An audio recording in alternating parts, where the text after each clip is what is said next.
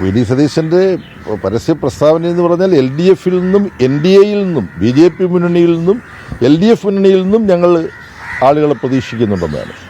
അപ്പം U D എഫിൻ്റെ തനതായി കരുത്തില്ല എന്നുള്ള ദയനീയ സ്ഥിതി കൂടി വ്യക്തമാവുന്നുണ്ട്. ഈ പ്രതിപക്ഷ നേതാവ് കഴിഞ്ഞ ദിവസം ഒരു വിസ്മയത്തിന്റെ കാര്യമൊക്കെ പറഞ്ഞിരുന്നു. പക്ഷേ ആ വിസ്മയം തുടക്കത്തിലെ പാളിപ്പോയി എന്നാണോ? കാരണം കേരള കോൺഗ്രസ് എം നിലപാട് കഴിഞ്ഞ ദിവസം ജോസ് കെ മാണി തന്നെ വ്യക്തമാക്കിയിട്ടുണ്ട്. ഇതിലെ ഒന്നാമത്തെ കാര്യം, ഈ യു ഡി എഫിൻ്റെ കണക്കുകൂട്ടലുകൾ ഈ വിഷയത്തിൽ പിഴച്ചു എന്നുള്ളത് വളരെ വ്യക്തമാണ്. പക്ഷേ ത്രിതല പഞ്ചായത്ത് തിരഞ്ഞെടുപ്പ് കഴിഞ്ഞപ്പോൾ ഇനി അസംബ്ലി തിരഞ്ഞെടുപ്പിൽ ഞങ്ങൾക്കൊരു പ്രശ്നവുമില്ല, സീറ്റ് വർദ്ധിപ്പിക്കലാണ് ഞങ്ങളുടെ ലക്ഷ്യം എന്നെല്ലാം പ്രചരിപ്പിച്ചിരുന്നത് അവർക്ക് വിശ്വാസമില്ലാത്തൊരു കാര്യമാണെന്ന് ഇപ്പോൾ വ്യക്തമായിരിക്കുകയാണ്.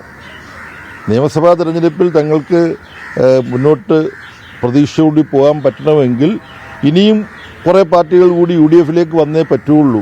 യു ഡി എഫിൻ്റെ തനതായി നിയമസഭാ തെരഞ്ഞെടുപ്പ് ജയിക്കാനുള്ള കരുത്തില്ല എന്ന കാര്യം യു ഡി എഫ് തന്നെ തിരിച്ചറിഞ്ഞിട്ടുണ്ട് എന്ന് വേണം.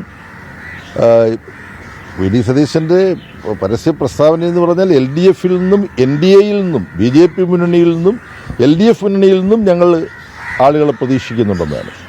അപ്പം യു ഡി എഫിൻ്റെ തനതായി കരുത്തില്ല എന്നുള്ള ദയനീയ സ്ഥിതി കൂടി വ്യക്തമാവുന്നുണ്ട്. ശ്രീ ജോസ് കെ മാണി അസന്നിഗ്ധമായ ഭാഷയിൽ അതിൻ്റെ രാഷ്ട്രീയ നിലപാട് വ്യക്തമാക്കി കഴിഞ്ഞു. യു ഡി എഫ് എത്ര ദയനീയമായ ഒരു അവസ്ഥയിലാണെന്നാണ് യഥാർത്ഥത്തിൽ ഈ സംഭവവികാസങ്ങൾ വെളിപ്പെടുത്തുന്നത്.